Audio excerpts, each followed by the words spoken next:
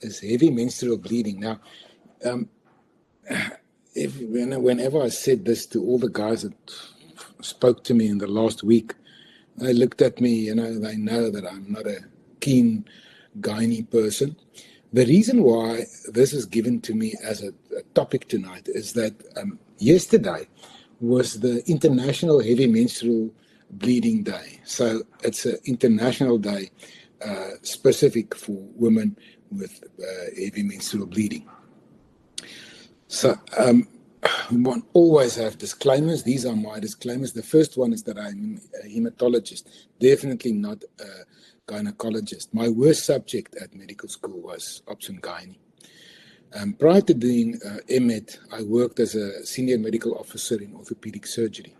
And I remember vividly how I felt when I looked at the ECG working in orthopedic surgery.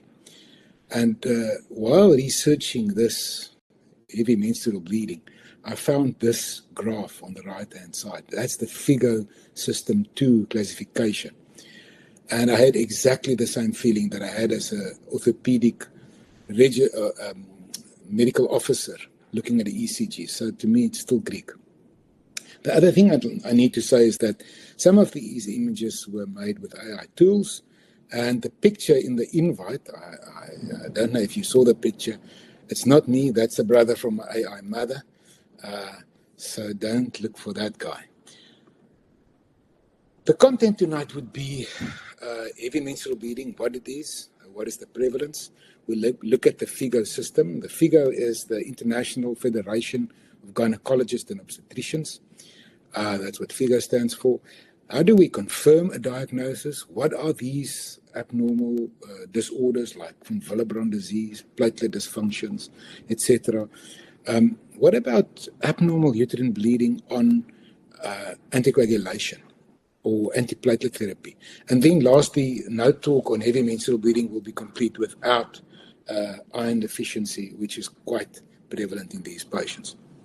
So let's start off by looking at the definition. Now, as I said, I'm a hematologist. The gynecologist's definition, if you look at the older definition in 2004, it defines heavy menstrual bleeding on basis of a clot size, on a low ferritin, that's low iron and flooding. More recently, 2018, it's more a holistic look at the poor patient with heavy menstrual bleeding, and it defines it as excessive menstrual blood loss, which interferes with a woman's physical, emotional, social, and material quality of life.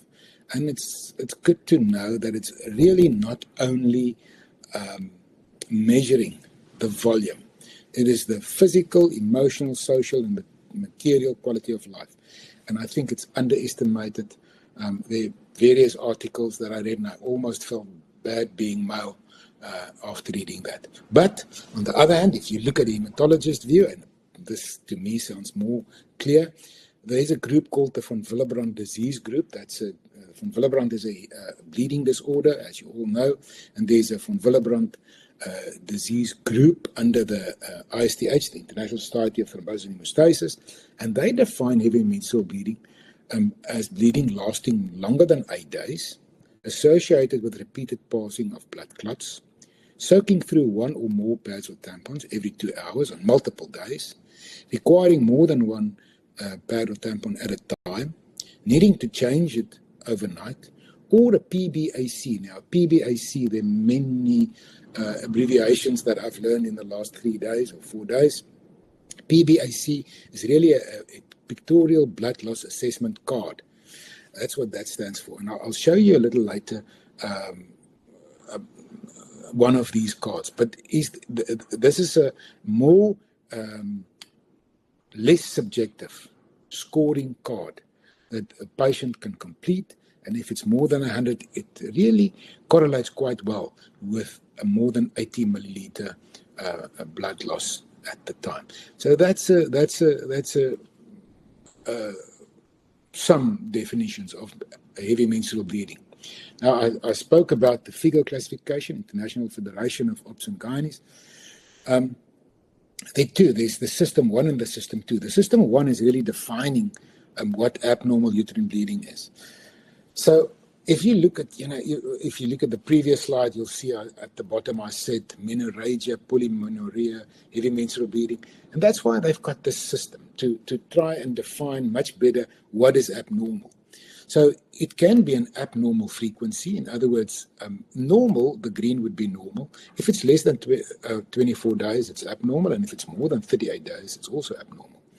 So the frequency, then the regularity, in other words, if it's the same period in between, then the duration, longer than 8 days is prolonged, and then the volume. It's interesting, a max 80 mils of blood, and I'll show you at the end of the talk how many, that's 40 milligrams of iron that you lose in that few days. But we'll talk about that later. But bottom line is this.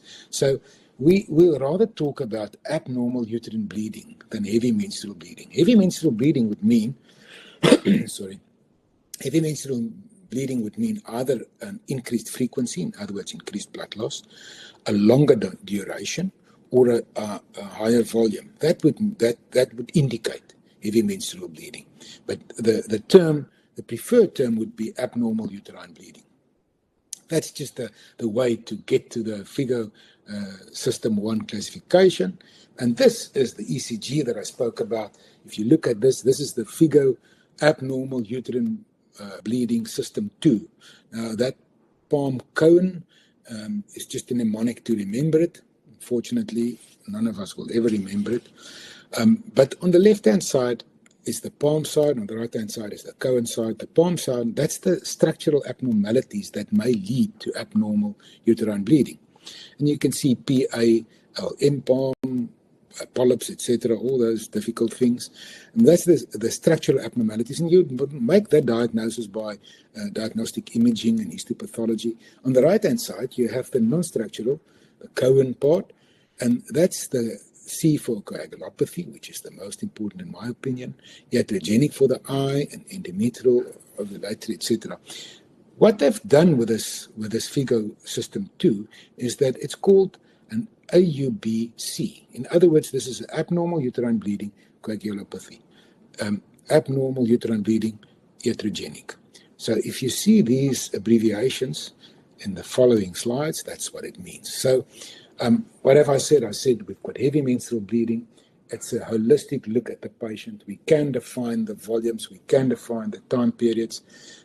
We have this FIGO classification or System 1 to define in terms of volumes and hard data, and the System 2 to try and find the etiology of the heavy menstrual bleeding or the abnormal uterine bleeding, which is a better term. What about prevalence? It's really underreported, but at least 3 to 30% in reproductive aged women internationally do have abnormal uterine bleeding. So it's quite it's definitely more than 30%, but it's underreported for several reasons. One is that it's seen, our family have heavy menstrual bleeding. It's just accepted. That's the first thing. Never made a diagnosis, and everybody suffers and everybody continues with this. Or they're too ashamed to talk about this, or they're in dire socioeconomic circumstances where they cannot do anything about it. So it's underreported, but there's a 3 to 30%. If you look at patients that's referred to a hematologist or to a clinic specific for workup or bleeding tendency, 30 to 40% of those patients will have a bleeding tendency. On the other hand, that would be your AUB, your abnormal uterine bleeding due to a coagulopathy. I need to introduce you to this term. This is not a new type of car. This is a bleeding disorder of unknown cause, BDUC. And this is a term that we really need to remember tonight. It's a common disorder amongst patients. And whether we can define it completely doesn't really that matter much. But what is important, what really matters is that we need to know about this, because if we don't call something out, we won't treat it. So a BDUIC is a bleeding disorder of unknown cause, and we'll talk about this a little bit later. And then if you look at abnormal uterine bleeding, iatrogenic, in other words, due to what we do to the poor patients. If you look at premenopausal women using therapeutic doses of oral anticontraceptive, oral anticoagulant therapy, 70% of them will have a bleeding, 60 to 70% of patients. So it gives you an idea of the vast number of patients being involved with this. How do we make that? How can we optimally? I remember working in the outpatients at Tembisa Hospital many years ago, and how difficult it was for me to understand. If you ask a patient about menstruation, they can never tell you, and you don't know what this is. So the bottom line is there is a gold standard, but the gold standard is difficult because you need to measure the blood, and that can only be done in a research situation. Then there's a clinical standard where we give a patient this pictorial blood loss assessment card, which I'll show you in the next slide. And then there's this high bias where patient reported. If you ask any patient, we see that if a patient goes to surgery, ENT asks a patient, you're going to have surgery. Do you bleed easily? Yes, doctor, I bleed a lot. So we need to try and define bleeding for the patient's sake. 5 milliliters of blood is a teaspoon of blood. If you take blood from a patient, they say, oh, do you need to take such a lot? So blood always looks a lot more. So and this is what self-BAT and ISTH BAT. BAT is a bleeding assessment tool. In other words, there are tools that we can use where a patient can tick off a form and get an idea whether there's a real need or a real problem. So that's the BATs. So the gold standard we can't do. We can use and we should use this PBICs, and the patient can then get a score, and we can then decide what it boils down to, whether it's present or not. And we do have tools where we can more objectively ask questions regarding bleeding to a patient, and we can do it in a way that we can use self-assessment tools or the standard ISTH score. That's the International Society of Thrombus and Hemostasis. They worked out a score which is more defined, and that's really for the doctor to look at. Let's look at this menstrual assessment. This is the PBIC that I spoke to you about, and if you complete it, you get a scoring system, and every day of menstruation they would say 1, 2, 3, and eventually they count this up, and if it's more than 100 points during this menstrual period, that correlates very well with more than 80 mils of blood loss. So this will indicate to you whether a patient really have a problem or not. So that's an objective tool to measure it. On the other hand, we always need to ask the patients clinical questions and get a history. So I'm not going to go into this again. This is a gynae issue. They will know much more about this than I know. But there are red flags that indicates that there's a possible bleeding underlying disorder in these patients. So the first one is if this is present from a menarche. Now it normally starts at the beginning or the end of the period of having periods. But if it's present at the beginning, it's an indication of this disorder being there at the start of menstruation. It's interesting. I'm going to interrupt myself just for a second. When von Willebrand described the disorder, von Willebrand disease, the proband girl, he found this disorder, and it was difficult for him to understand because this was not hemophilia, because it was a girl, and he described this disorder, and this girl died at the first menstrual period at the age of 14. So the proband patient, von Willebrand disease. So the duration, if it's a long duration, so whether it's present at the beginning of when they start menstruation, if it's longer than 7 days, if there's flooding, if their daily activities are impaired, if there's a history of treatment of anemia before this, a history in the family, and in a family history of diagnosed bleeding disorder, and then the big question is what happened with tooth extractions, previous surgery, do they bruise easily, do they have nosebleeds? So that would be indications of a bleeding disorder. So how accurate are these bleeding disorders? If you just do a bleeding disorder on your own, you've got about an 82% sensitivity of picking up a bleeding disorder. If you find these,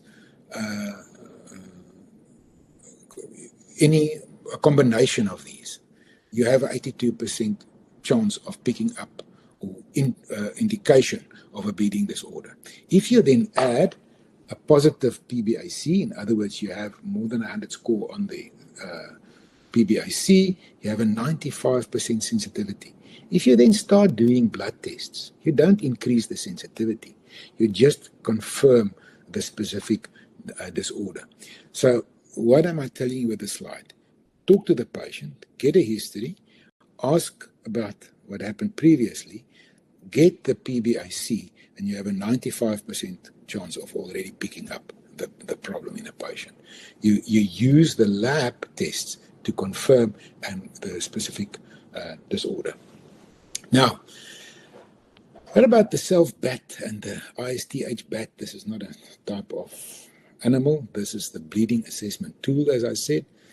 So this is one from the Canadian Family Physicians article, where this is what a woman can complete, and it gives an idea of having objectively a bleeding assessment done. And you can see here, for example, bleeding from the mouth, menstruation, different things that you can do. But if you look at the IST, this is more for the doctor, the ISTH bleeding assessment tool, and these are the subcategories. And you can see there are a few questions on epistaxis. And if you look at menorrhagia, for example, you score the patient. The patient says, no, I do have menorrhagia. Do you have consultations? Do you need to change pads? Are there clots? And you can go through this and you get an idea of severity. In other words, this is a way of trying to define the degree of bleeding, the bleeding assessment tools in these patients. And you have two of these, as I said. You can use a self-BAT, which the patient is still a little bit more subjective. But as soon as you have the IST batch, BAT, you're much more into the area where you know there is a problem or not. And you can see here different age groups and different sexes. Men, we don't bleed easily. We're tough. We only bleed when we are in fights, and that's more than 4. But if you look at women, you can see here the cut-offs for women and for men and for children, where you would say this patient do have a bleeding tendency. So what do you do? The first thing to do is get a gynae to look at the patient. So after a gynecological cause has been excluded, that's the first thing to do. Then you send them, and this is positive. In other words, you do a ISTH-BAT and it's positive. You send them to the gynae. The gynae is clever. He's got tools and he's got ways of looking at this, and he finds out there's nothing wrong. And then they send the patient to the poor hematologist that need to sort it out. Now, what can we do?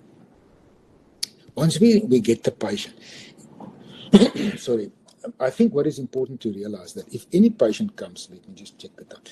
If any patient comes for a bleeding assessment, there are 6 questions. Even a patient in orthopedic surgery that needs to go to surgery, there are 6 questions that you need to ask them. One, the first question, is it real? Is it really true? As I said, a lot of patients will tell you, I'm a bleeder. Doctor, I bleed a lot. That's not really true. So the first question is it true? Is the patient really a bleeder? What happened at the time of surgery previously? What happened when they had teeth removed, etc.? So that's the first question. Is it true? The second one, is it familial? It's really important to know whether there's a family history. Often there's a family history. Even in the BD, the bleeding disorders with unknown cause, there's a family history often in these patients.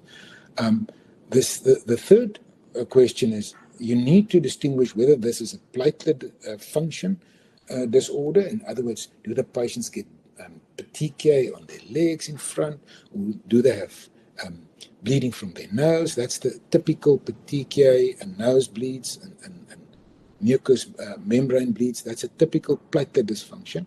Or do they have bleeding in joints? That's a typical coagulation factor disorder. So the first one, is it true? The second one, is their family history? Third one, is it platelets or coagulation factors? The fourth one, which medication? Not if they are on medication. People take lots of medication that they buy in the pharmacy.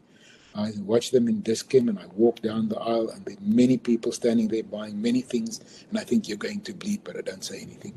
So medication, which medication are they taking?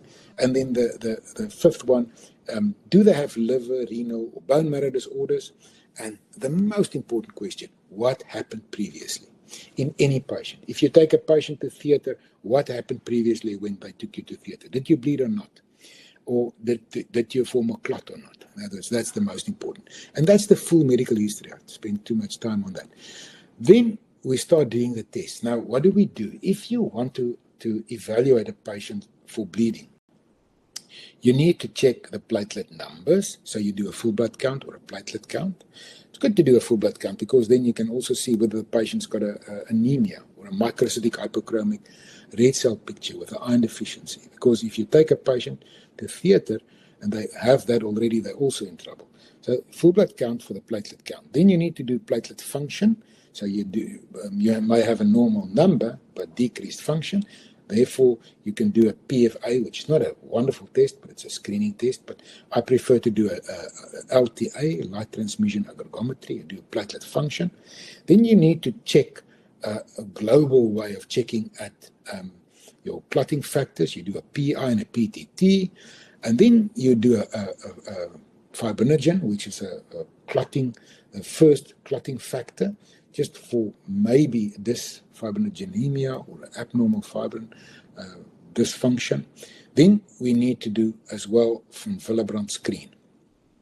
Von Willebrand, we think that 1 in 100 people may have a von Willebrand abnormality, but only 1 in 1,000 will have a bleeding tendency. So it's 1 in 1,000 will have it, but out of those, only 1 in 100 will have a bleeding tendency.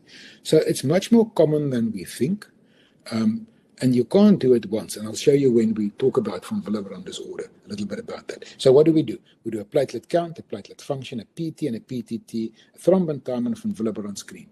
And then if you have access to a thromboelastogram, you do a thromboelastogram, but you write on the form, please run for a long time. Because what you need to measure, we have the process of clotting is a clot formation and clot breakdown. Remember, we need to break down a clot immediately after we form it, otherwise we will not continue with our circulation. So that fibrinolysis or the clot breakdown is difficult to dysfunction or an abnormality in fibrinolysis is difficult to make a diagnosis on, and the TEG may help you in that way. So you do these tests, and after you've done the tests, you have your follow-up consultation, and then you have the patient, and you find a low von Willebrand factor, and you repeat it, and it's still low, and you tell the patient you've got von Willebrand disease, and you treat them according to their disorder. Or the patient had a low platelet count, and you repeat it, and it's another low platelet count, and you you find the reason for the thrombocytopenia, and you find the reason, in other words, you found the reason for the abnormal uterine bleeding. Or you picked up nothing. There's nothing. Everything is normal. So you have a normal result. You don't find anything. You've done the PT, PTT, platelet count, platelet function, thromboelastogram, von Willebrand screen, factor 8. You've done all the factors. And there's nothing wrong. And then if the suspicion is low, you tell them, you know what, maybe there's nothing wrong.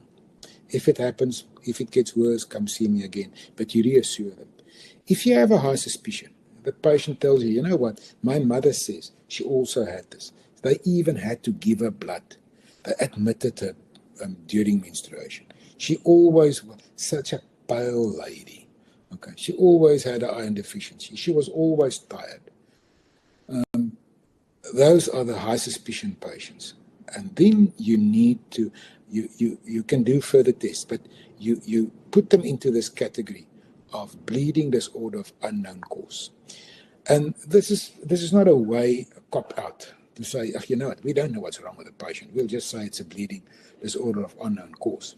But the reason why we need to give it this name is that at least we can treat it. Because if we put them in this category, where we just reassure them, we tend not to treat them.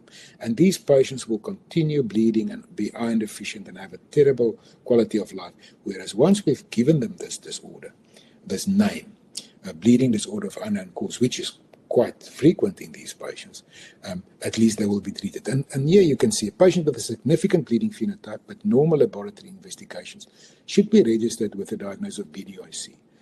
And you can see here these patients that we need to treat them, as I said. And we treat them with tranexamic acid, cyclopentone, desmopressin if needed, and platelet transfusion sometimes even. But be careful with unnecessary platelets. So we'll try, first we'll try tranexamic acid. So once you have this, if you then make a specific diagnosis, what are these, if you look at the numbers, they've taken 101 patients, and this is what they found. So if you look at 101 patients, this is from this Schulzberg group, this is in North Carolina, Chapel Hill, the BDIC, the patients that I told you, this group that's got definitely a bleeding disorder, we've done everything, we can't find the reason, 46% of them will be in that group. Abnormal fibrinogen, small percentage, 1%. Von Willebrand disease, 9% almost. Platelet disorders, 11%. Other, and here you can see 21% of them is that group that we say, you know what, we're not worried about you, we think you're okay. So this gives you an idea. This is one specific group, doesn't mean this is an absolute worldwide phenomenon, but this is an idea of the number of patients with an abnormal hematological abnormality and presenting with abnormal uterine bleeding. And this BDIC fits with a world tertiary care presentation of 40 to 70%. So this is quite a common diagnosis to be made. And von Willebrand, 5 to 20% in patients. The two things to remember is, remember, if a patient is on estrogen, there are a few things that can increase. Von Willebrand factor is an acute phase protein. So if a patient's got a flu or a bacterial infection or trauma, you can't do von Willebrand once. You need to repeat it because it might be falsely normal due to an acute phase response. That's the one thing to remember. The second thing to remember is estrogen also increase von Willebrand. So you may have a type 1, which is just a little bit low von Willebrand factor, and because the patient is on combined oral contraceptive therapy, she may have a normal one. So keep that in mind. If you do a screen while the patient is on COCs, just keep in mind that the estrogen may normalize your von Willebrand, and you need to repeat it without that. The other thing is timing matters. Your von Willebrand and your factor 8 is the lowest during the menstrual period. So if you have values that are borderline, just normal, repeat the von Willebrand and the factor 8 during menstruation and get an idea then of the real value during that time. So that's something about that. Let's quickly say a few things about von Willebrand disease. As I said, there's about 115,000 registered cases in the world. I think a lot of them are not registered, but that's 1.4% of what we think of people.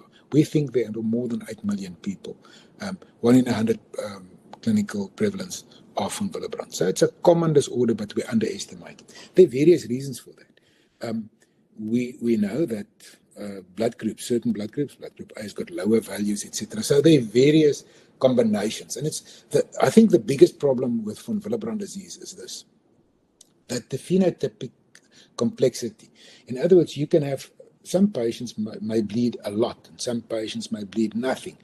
Some males would go through their whole life without knowing that they've got von Willebrand disease. And you've got different types. You've mainly got 3 types. You've got a type 1, and nobody would know this, but type 1 would be just a lowish von Willebrand factor level. Type 2 would be that there's something abnormal. It's not functioning well. It's an abnormality in the function. And type 3 would be that's almost a complete von Willebrand factor level. And these are the patients that present like the little girl that died when she first menstruated at the age of 40. So this is the most serious expression. But in the type 1, you can have various degrees of presentation in the same with the same abnormality. The other thing to remember about von Willebrand disease, it's not only a bleeding disorder. We do have these bleeding symptoms. You can see heavy menstrual bleeding, gastrointestinal bleeding, epistaxis, bruising, intracranial bleeding, etc., muscle joint bleeding. But they also have this non-medical complications. You can see here endometriosis, etc., etc. And I'll show you a little bit. Let me just see if I can close this, because then I can get to that. That's better. So there you can also medical. Iron deficiency often, bone health, arthropathy, etc. Psychosocial, we underestimate this amongst the patients with von Willebrand disease. And socioeconomic, because they have loss of earnings, impact on education. If they have heavy menstrual bleeding, they miss 7 days of a month of school. And they can't really thrive in school. And here you can see the level of evidence for this. The level of evidence for endometriosis and these reproductive complications of von Willebrand disease, we need more studies, but for mixed evidence, for miscarriage, but for all the other things, we have enough evidence. And this is what it's really about. If we make the diagnosis, we treat them, they thrive. If we don't make the diagnosis, it's very difficult for these patients to continue and really to thrive. How do we treat von Willebrand? There's a lot of things that one can say. I think the one thing to remember is that we give them, von Willebrand disease is a sticky protein. So this is a sticky protein that is made, and it's a protein that's in the endothelial cell. There's a little body called the vibrio pallade body in the endothelial cell, and it's released from the endothelial cell. And this von Willebrand factor carries factor 8 in the blood as well. So von Willebrand is a sticky protein, and you can increase the release of von Willebrand factor from the endothelial cells by giving the patient DDAVP. Now, or desmopressin. Now, DDAVP has got side effects. If you have a patient with von Willebrand factor and it's less than 30%, you shouldn't give DDAVP. And you need to test them anyway, because some of these forms, you need to know which form the patient has. So the message is this: don't just give DDAVP without knowing exactly what you deal with. You need to know what type of von Willebrand factor the patient has before you're just giving them DDAVP. Okay, and then if there's heavy bleeding and they don't want to become pregnant, give them hormonal therapy, we'll talk about, or you can give them tranexamic acid. If they want to become pregnant, give them tranexamic. I'll show you a little bit later. How do we treat BDOC? In other words, these patients that we didn't really give a name to, you can see we can treat them with DDAVP, cyclocapron, and various other things, depending on why we need to treat them. We can even give them platelet transfusion again. Let's say a few words on thromboxanic acid or cyclocapron. I think there's a misconception that this is a very dangerous drug. It may, like anything else, aspirin can be a dangerous drug if you give it to the wrong patient. If you give aspirin to somebody with a peptic ulcer, it can be dangerous. So there are side effects, and you can see the side effects there, but I'm going to just show you this, because everybody is totally neurotic about cyclocapron and thrombosis. And it's because the North American and European monographs on the product info says you can't use antifibrotic agents like cyclocapron in a patient with a history of thrombosis or in a patient with combined oral contraceptives. But if you look at the postpartum period, where the estrogen levels are so high, much higher than what you find in oral contraceptives, in that period, we know that we don't see increased risk of thrombosis. if we give it to postpartum hemorrhage patients, in the non-pregnant patient. So in the postpartum period, there's a tenfold increase, high risk of VTE. So if we are prepared to give them cyclocapron when they have a tenfold increased risk of VTE, whereas the COC has got a 2 or max 4 times increased risk of VTE. There's no study, but this is good evidence that the risk is not that high. What we need to know, that if a patient is not on anticoagulation and the patient had a previous thrombosis, we should be careful. The other thing to remember about cyclocapron is that it shouldn't be given for long periods. I think keep in mind that cyclocapron, you need to give it for 4 or 5 days and not longer than that, because then you run into trouble and you may cause a hypercoagulable state. The function of cyclocapron is this, thromboxanic acid. If we form a clot, we remember at the end of the clot formation, there are fibrin strands, and fibrin strands have got little lysine arms, and attached to the lysine arms, we have a plasminogen. Now, plasminogen changes into plasmin, and it breaks up a clot. So what thromboxanic acid or cyclocapron does, it stops the formation of plasmin. In other words, it decreases fibrinolysis. So you stabilize clots. That's what you do. You don't make it hypercoagulable, but you stabilize the clot. You prevent clot breakdown in these patients. That's why it works. So this is a good article to read. You can see there.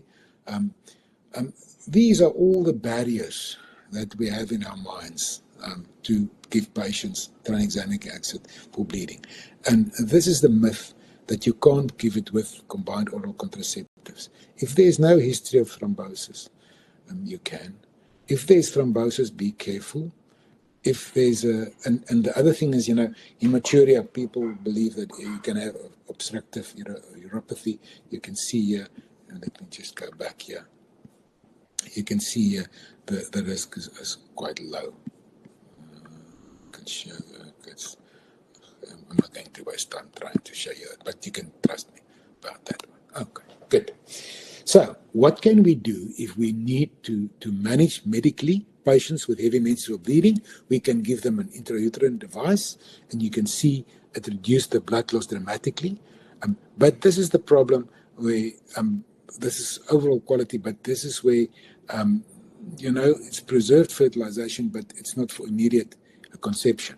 So this is for a long-term use. Oral contraceptives, you can also use it. You can see the blood loss percentage. Tranexamic acid works very well. You can see, and you can use it only for a short period, and it's non-hormonal. And then NSAIDs like ibuprofen or naproxen decrease the prostaglandin production in the uterine lining, so thinner lining and less contraction, and that's why it also works for heavy menstrual bleeding. Now, what about hormones and thrombosis? And a patient with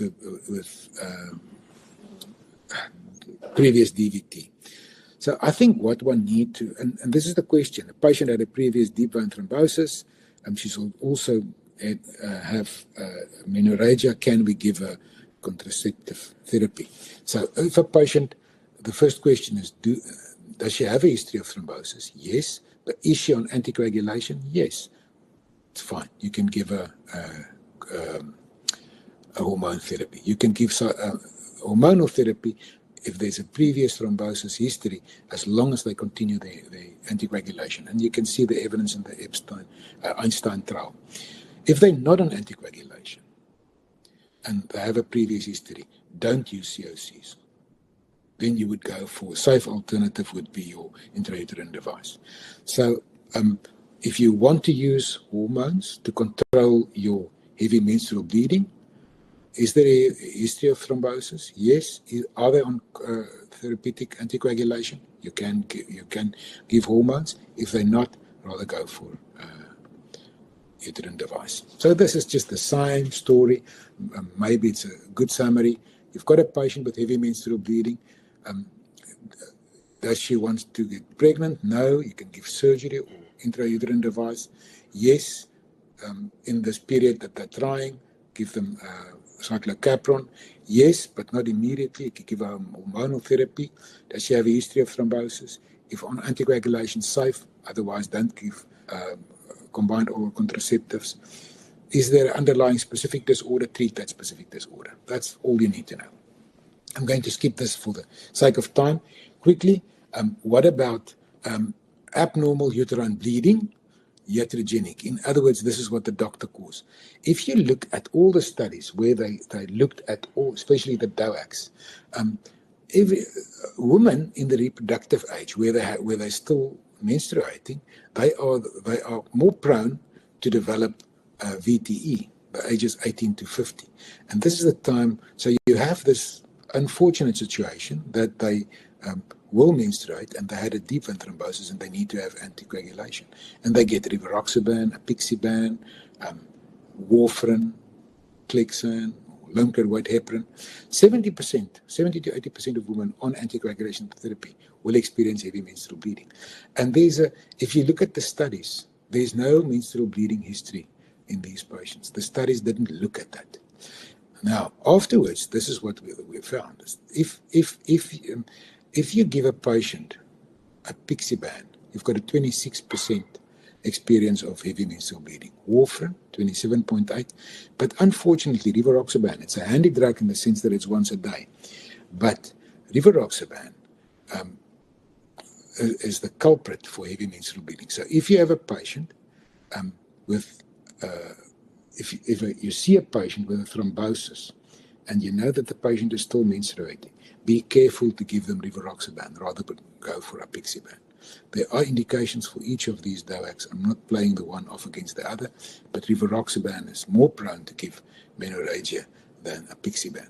And this is what it's all about. So once a patient is seen at VTE diagnosis, this is something that nobody thinks about. Nobody treating a deep vein thrombosis asks about heavy menstrual bleeding and assess them for iron deficiency because they will develop that and you need to think about it. The other knowledge gap is really with antiplatelet drugs. Do patients on aspirin bleed heavily? Do patients on Plavix bleed heavily?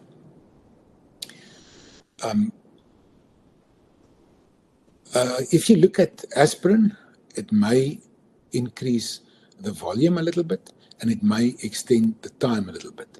But the blind spot is here, really. We don't have enough data on clopidogrel, Plavix, or ticagrelor in these patients. That's the problem. So we have indication that aspirin may a little prolong a little bit and increase the bleeding a little bit. All right. What about a patient with ITP? ITP patients they are tired, they have low quality of life without having heavy menstrual bleeding. But if they have heavy menstrual bleeding, that will impair the quality of life even more. Subjective, if you ask them, 78% prevalence. If you ask nearly 4 out of 5 patients will say that they experience heavy menstrual bleeding. If you measure it with your PBAC scoring, about 40%. In other words, at least 40% of patients with ITP will have heavy menstrual bleeding. The interesting thing is that we always think that the lower the platelet count, the more they will bleed. It's not an absolute, it's not a direct correlation there. And it's often underreported in these patients. Now, the last little part is just the iron. Remember, this is also from that same article. You can read it. It's interesting. The more vulnerable you are, less likely you're going to receive care and to achieve success. The more anemic you are, the more you'll bleed. It's absolutely true. If you are anemic, you'll bleed more.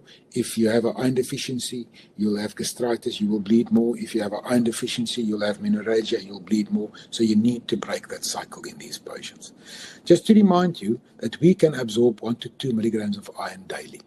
We need 20 milligrams because we make 2.5 billion red cells per kilogram every day. So these red cells have iron inside of them. If you take 20 drops of blood, that's 1 ml. That's 0.5 milligrams of iron.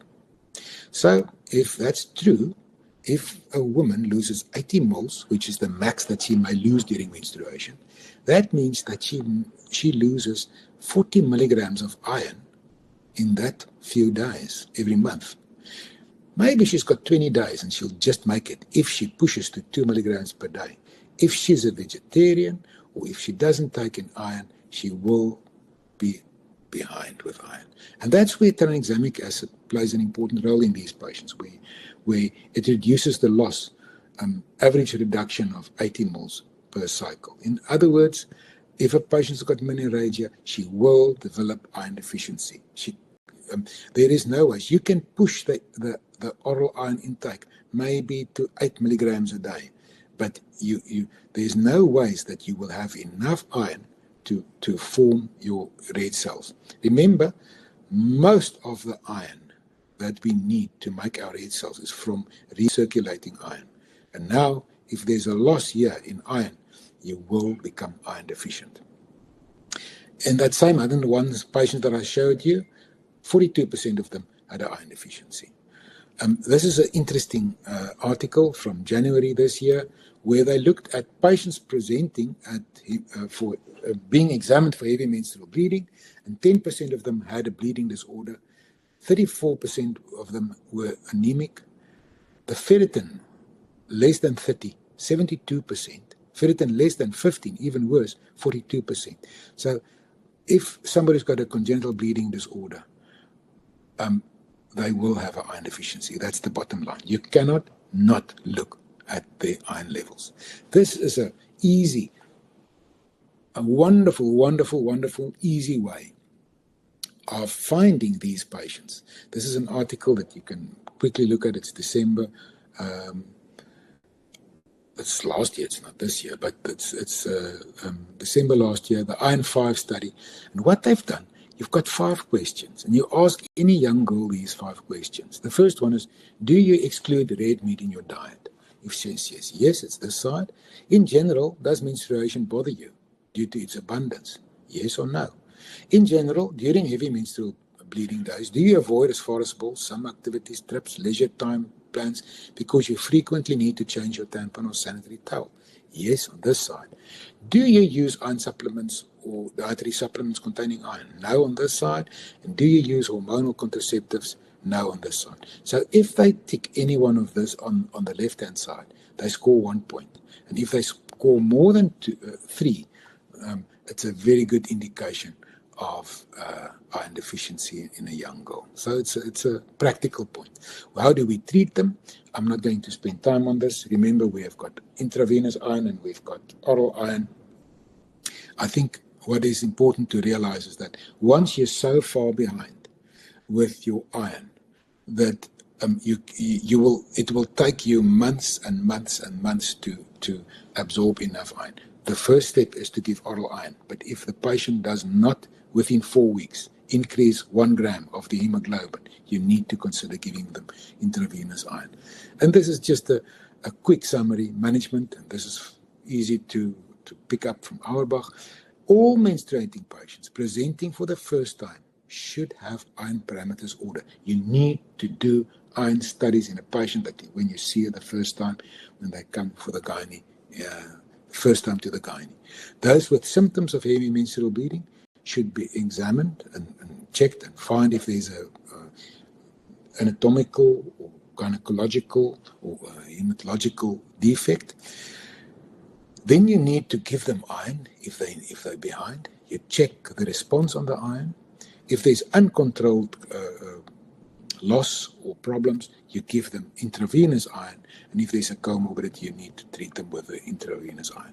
And this heavy menstrual bleeding lead to patients getting pregnant with an iron deficiency. And this is the worst situation. These patients get postpartum depression, babies with neurological abnormalities, increased risk of thrombosis, increased risk of bleeding. It's a myriad of problems if you become pregnant with an iron deficiency. So treat it before they become pregnant. And if you pick it up if you pick an iron deficiency up in pregnancy, in the first trimester, give them oral iron. In the second and third trimester, give them intravenous iron. You do them and the baby a favor. Now that's a quick overlook on the whole issue of heavy menstrual bleeding. If I sum it all up, heavy menstrual bleeding, look at it in the qualitative life, the quality of life of a patient. In other words, in all factors. We know the gynae need to sort out a physical or a, anatomical abnormality or hormonal abnormality. If that's not present, send the patient for hematological workup. We will do the workup. If we find nothing, don't say there's nothing wrong, you're talking nonsense. Give them at least a diagnosis. If you think that it's true, if the BAT is positive, if the ISTH score BAT is positive, if the pictorial bleeding scorecard is high, give them that diagnosis of a bleeding disorder of unknown cause, because then at least she will be treated. Patients on anticoagulation, pick the right DOAC. Don't give them rivaroxaban if they're already a heavy bleeder. Antiplatelet drug, think about Disprin prolonging and increasing the volume. And iron deficiency in abnormal uterine bleeding. I think the message is clear. If you see a patient the first time, don't just do a full blood count. You may not pick up underlying iron deficiency with just doing a full blood count. You need to do a ferritin, a percentage saturation. And the other thing is to remember, if you do an iron study, do it fasting early morning. Don't take an iron study in the middle of the day. Everybody looks tired with an iron block in the middle of the day. That's my story. I don't know if we have questions. Pete, are you still there? Or I'm sure he's fallen asleep. He fell asleep after I said about the anatomical abnormalities. I'm here. I must admit I'm a histopathologist, so much of this is foreign to me. But yeah, we can take questions. We can ask Yolandi if she has picked up any questions in the comments. Yes, thank you very much for this informative presentation, Dr. Wessels. We do have some time for a few questions. Please note that if we don't answer your question now, Dr. Piet Wessels will reply to you personally. So the first question we have is it possible to have both gynecological and hematological causes? For sure. Absolutely. It's definitely possible. But I think you need to define it. I think the first thing is to find an abnormal anatomical abnormality or hormonal abnormality. If that's not present, you look for a hematological abnormality. If that's not present, and it's definitely you've got the scoring system positive, you've got everything positive, you've got a family history, at least make a diagnosis of a bleeding disorder of unknown cause and treat the patient with tranexamic acid. Thank you, Dr. Piet. Can this condition contribute to infertility? Phew, I don't know. That's what they say, and that's what I said. You know, if you look at von Willebrand disease, that's one of the things that they think plays a role. You should ask this question to the gynaes. You know, I told you that my worst subject at varsity was obstetric gynae. It's just too much for me. But the bottom line is they say it can. Thank you, Dr. Piet. Another question, can the use of aspirin for period pain attribute to heavy menstrual bleeding? It's interesting. I think it can. It's interesting if you look at if you give a patient Brufen or naproxen, you decrease the prostaglandin production, and you get a decreased lining in the inside the uterus, and you don't get this painful contraction. You get less contractions because of the prostaglandin decrease, synthesis decrease. So I think Disprin can do the same, but both the NSAIDs and Disprin decrease platelet function. But I think the balance is more towards decreased contraction and the smaller lining inside the uterus. Thank you, Doctor. Can the bleeding disorder lead to hypothyroidism? Can what lead to hypothyroidism? The bleeding disorder lead to hypothyroidism. You know what? I'm not sure. I'll tell you why I'm not sure. If you look at, it depends on what you say with hypothyroidism. I think the link between the thyroid and this will be if you have this disorder where you bleed a lot, you may have a low ferritin, and the other reason for a low ferritin might be a hypothyroidism. But I'm not convinced that there are others. But there might be somebody on this talk that can give us an answer. If Vernon Lowe is here, he will probably be able to give us an absolute answer within a minute. Thank you, doctor. And then, would you advise giving blood thinners for a patient who's menstruating? Well, if they need it, you have to.